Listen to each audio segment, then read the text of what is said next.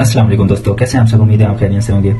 Welcome है आपको मेरी इस वीडियो पे। पिछली वीडियो में हमने एसईओ के बारे में कुछ सीखा था कि एसईओ क्या चीज़ है, उसकी टाइप्स क्या हैं। उसकी टाइप्स थी on page, of page and technical SEO. तो आज हम कुछ एसईओ की मेन चीज़ के बारे में बात करेंगे। तो आज का जो हमारा कोर्स है ना एसईओ से रिलेटेड, तो आज जो मैं चीज़ बताने जा रहा हूँ सब चीज़ों का निचोड़ है, ठीक है। अगर आपको वो फाइंड करना आ गया तो आपका एसईओ का कोर्स कंप्लीट हो जाएगा, ठीक है।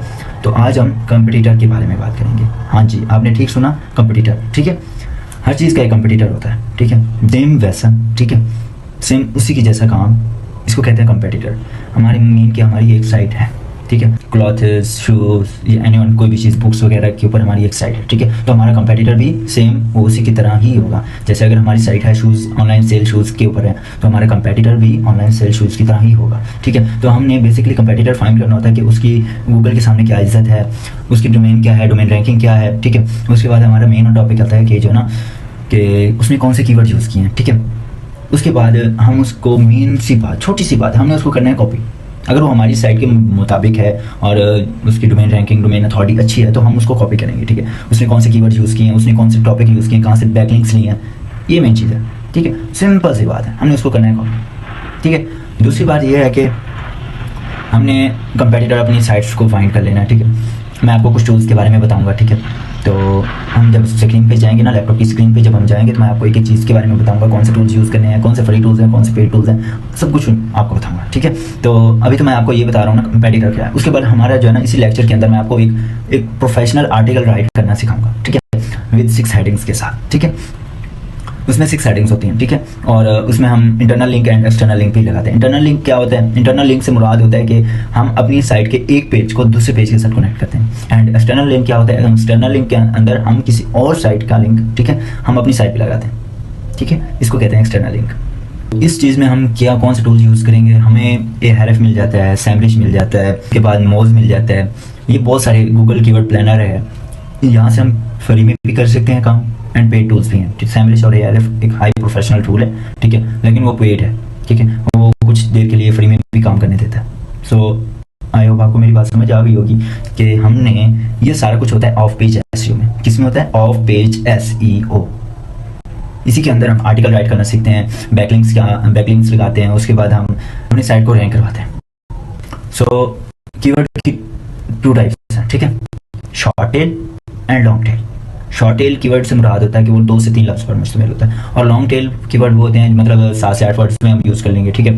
और हमने अपने आर्टिकल में ये ज़रूर यूज़ करना है, ठीक है। उसके बाद हमारा ये आता है कि हमने जो आर्टिकल राइट किया वो मैक्सिमम 700 से 900 वर्ड्स में होना चाहिए।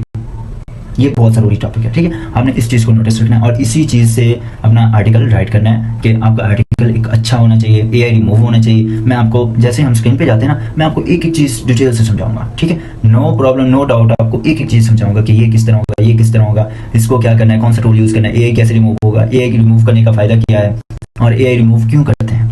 अब सवाल आता है एआई रिमूव क्यों करते हैं। सो बेसिकली एआई रिमूव इसलिए किया जाता है कि जो है ना, गूगल एआई के जरिए जो आर्टिकल लिखा होता है उसको एक्सेप्ट नहीं करता, वो आपकी साइट को प्लेंटी डाल देगा, ठीक है। वो एआई रिमूव, वो नेचुरली ह्यूमनाइज्ड राइटिंग एक्सेप्ट करता है। सो हम जैसे ही एआई रिमूव करेंगे तो हमारा जो टाइटल, जो हमारा होगा कंटेंट, वो ह्यूमनाइज हो जाएगा और वो उसको एक्सेप्ट कर लेगा, ठीक है।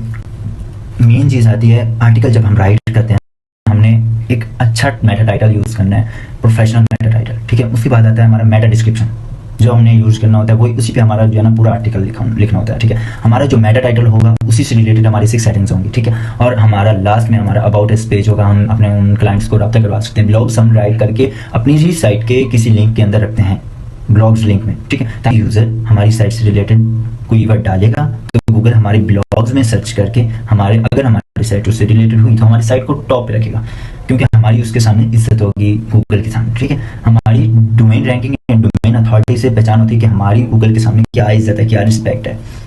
तो आई होप आपको मेरी बात समझ आ गई होगी। अगर आपको मेरी ये वीडियो अच्छी लगी है तो मेरे चैनल को सब्सक्राइब करें, वीडियो को लाइक करें एंड बेल आइकन को भी दबा दें ताकि मेरी यार आने वाली वीडियो आप तक पहुंच सके, ठीक है। तो अब हम चलते हैं लैपटॉप की स्क्रीन पे, बिना आपका टाइम वेस्ट किए, ठीक है। आ गए हैं लैपटॉप की स्क्रीन पे, ठीक है। तो अभी हम आपको ये कीवर्ड डालेंगे, बेस्ट शूज़ इन मुल्तान।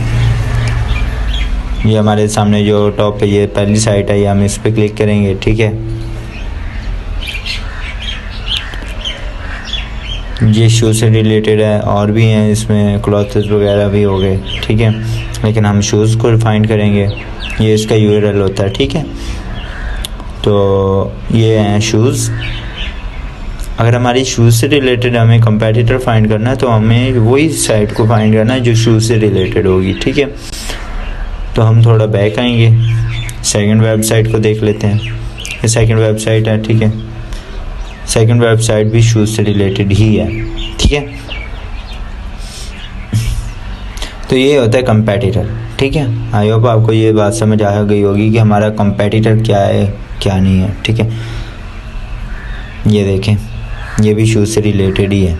तो अब हम फाइंड करना सीखेंगे कि जो है ना कीवर्ड कैसे फाइंड करते हैं, ठीक है। ये हमारा कंपेटिटर कंप्लीट हुआ। अब हम कीवर्ड, ये है टूल, ठीक है। रेरो पे हम फाइंड करते हैं बेस्ट शूज़।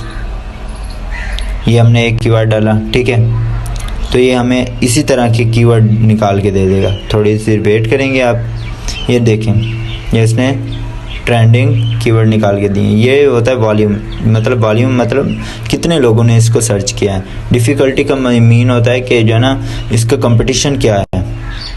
हमें बेहतर ये होता है कि लो कंपटीशन ही हम यूज़ करें, ठीक है। अब हम जाएंगे ChatGPT के पास आर्टिकल राइट करने के लिए। हम इसे बोलेंगे कि हमें एक आर्टिकल लिख के दो।